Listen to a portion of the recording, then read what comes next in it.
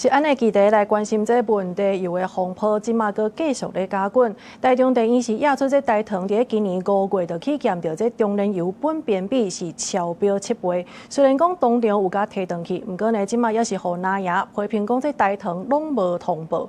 因為經濟部是回應講，這台糖驗到的超標是這原料的部分。那準備加強這有警的機制，這是猶閣會當討論的。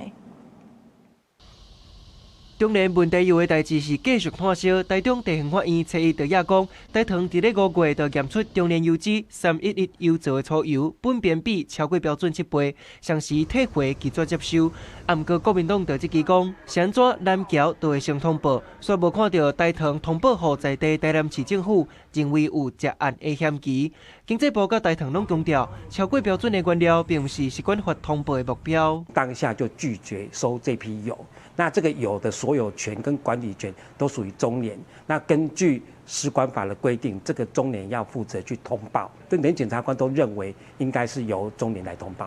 食藥署早在2024年3月11號就向食品業者清楚說明，只要發現原料或產品有危害食品安全之虞，就應立即停止使用、停止製造，並主動通報主管機關。難道要等人民吃下肚，再來一句深感遺憾嗎？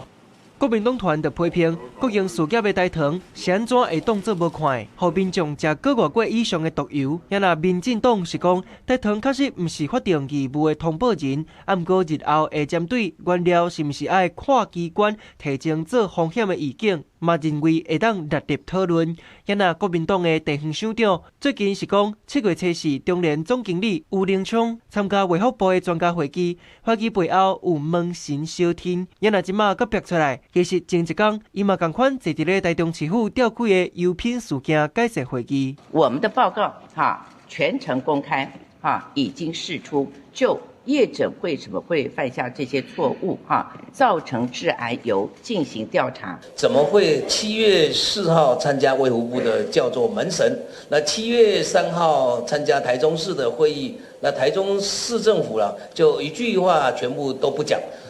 我相信整個問題點是在於說，為什麼製造商中煉他為什麼拖了1個多月的時間？對問心燒天這個講法是不是有相同標準？